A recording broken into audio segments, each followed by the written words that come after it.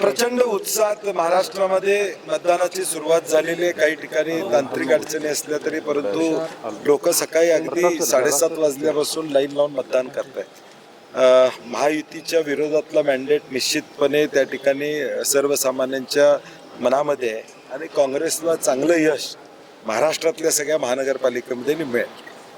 तुम्ही रात्री भावनिक साथ घातली, लढतोय मला साथ नाही. वस्तुस्थितीला मी खरंच सांगितलं की बाबा या कोल्हापूरमध्ये महाराष्ट्रामध्ये महायुती वेगवेगळी लढते, फक्त कोल्हापूरमध्ये ते एकत्र आलेले कोल्हापूरकरांच्या भीतीमुळे.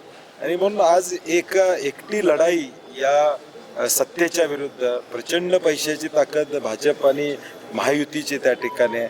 दडपशाही आहे. हे काल तर आमच्याच कार्यकर्त्यांना अगदी अटक करण्यापर्यंत वेळ आली. मी स्वतः तिथं गेल्यावर सगळं थांबलं.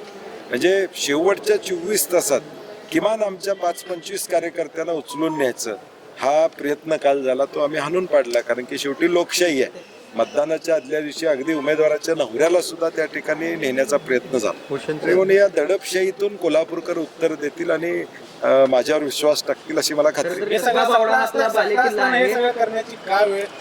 तेच म्हणतो ना, एवढी सत्ता आहे तुम्हाला, तुम्ही एवढं चांगलं काम केलं असतील तर हे दडपशाहीचं राजकारण करू नका ना. बावड्यातल्या एका मतदान केंद्रावर तासभर मतदान मशीन बंद होते, 2 मशीन बदलावे लागलेले आहेत अशी परिस्थिती सध्या दिसते. नाही तेच मी म्हणलं की काही तांत्रिक काही ठिकाणी अडचणी आलेल्या आहेत, परंतु त्याच्यामध्ये ताबडतोब प्रशासनानं त्याची दखल घेऊन त्याची सुरुवात केलेली आहे. हे होतंय, परंतु आता मतदान 5:30 हा महत्वाचा विषय आहे. त्याच्या आधी जास्तीत जास्त लोकांनी मतदान करावं असं माझं आव्हान असतं. साहेब, तुम्ही एक नारा दिला होता 15 जानेवारी काँग्रेस भारी. आज सकाळपासून काय वातावरण दिसते? नाही, सकाळपासून मी अगदी 6 वाजल्यापासून प्रत्येक भागातून रिपोर्ट घेतोय. टेबल आमचे टाकले गेलेले आहेत, बूथ आमचे टाकले गेलेले आहेत. कार्यकर्ते उत्साहात आहेत की एका बाजूला ही सगळे मंत्री, अगदी मुख्यमंत्री उपमुख्यमंत्री सुद्धा कोल्हापुरात आले. इथल्या स्थानिक नेत्यांच्यावर जनतेचा विश्वास नाही, त्यांनी येऊन विश्वास द्यावा. एवढी वेळ महायुतीवर त्या ठिकाणी आली तरी देखील या एकाएकी लढाईत कोल्हापूरकर निश्चितपणे माझ्याबरोबर आणि आमच्या बरोबर राहतील याची मला खात्री. एक प्रश्न उपस्थित केला होता व्हिडिओच्या माध्यमातून. मुख्यमंत्री सगळीकडे फिरत होते, एक वेगळ्या पद्धतीचा प्रचार. जे प्रश्न त्यांना विचारणं अपेक्षित होतं तसे प्रश्नच त्यांना विचारले नाही. पत्रकार परिषद त्यांनी घेतलीच नाही, स्क्रिप्टेड इंटरव्ह्यूज त्यांचे झाले. त्यामुळे नेमका महाराष्ट्रातल्या तुम्ही वर्षभराचा पंचनामा जो पारदर्शकपणे त्यांच्या माध्यमातून झाला असता जर पत्रकार समोर असते, परंतु पत्रकारांच्यावर ते काय प्रश्न विचारतील गॅरंटी नसल्यामुळं स्क्रिप्टेड मुलाखती तुम्ही दिल्या महाराष्ट्रात.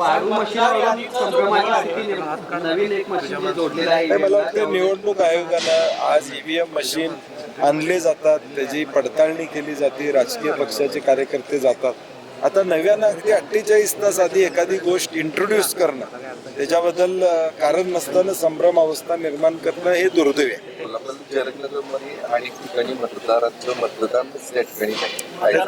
तो घोळ प्रचंड आहे. आम्ही तो निदर्शनास आणून दिला. अगदी अधिकाऱ्यांनी आपल्या सोयीची केंद्र असावी, त्यामुळं ते एकाच ठिकाणी कसे आणता येईल हा प्रयत्न. आता मी इथलंच उदाहरण घ्या, मी राहतोय कुठं आणि माझं मतदान आहे कुठं. म्हणजे मी राहतोय कसबावाड्याच्या एका टोकाला आणि आता माझं मतदान आहे दुसऱ्या टोकाला. म्हणजे आज सामान्य माणसाला चालत इथपर्यंत यायचं का? हे मला वाटते पूर्ण नियोजन प्रशासनानं आपल्या सोयीचं आपल्याला त्रास होऊ नये अशा पद्धतीने केलेलं. सदोष मतदार पण मंत्री आणि आमदारांना सुद्धा तो फटका बसलेला मुंबईमध्ये, नवी मुंबईमध्ये अनेक आमदारांची नावच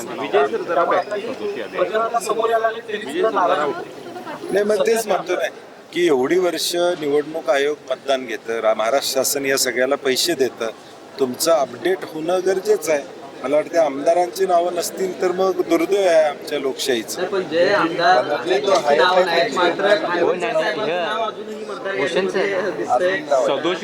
म्हणजे ही यादी किती दोषयुक्त आहे, दोषमुक्त नाही आहे हे यावरून दिसून येते की मयत झालेले व्यक्तिमत्वाचं देखील नाव त्यामध्ये असणं.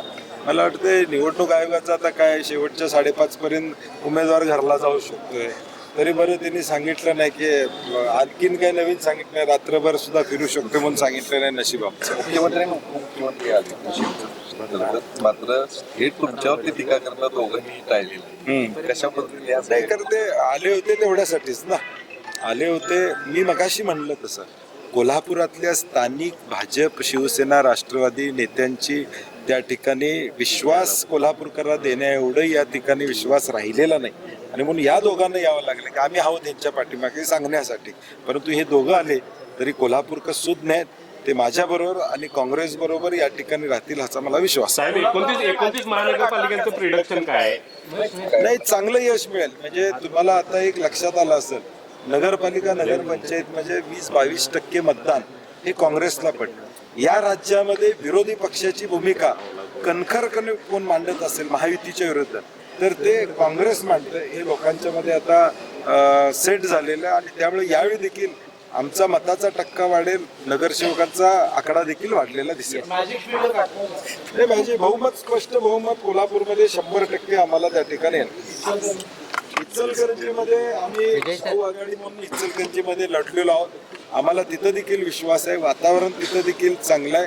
काल देखील रात्री मी 12-1 वाजेपर्यंत इचलकरंजीतल्या लोकांशी बोलत होतो, त्यांनाही कॉन्फिडन्स आहे कारण की तिथं मूळ भाजप आणि नवीन भाजप यांच्यातला संघर्ष आहे. आता मूळ भाजप सतरंजा उचलते आणि नवीन भाजप खुर्चीवर बसलेला, त्यामुळे आता त्याचाही उद्रेक आम्हाला इचलकरंजीमध्ये पाहायला मिळेल.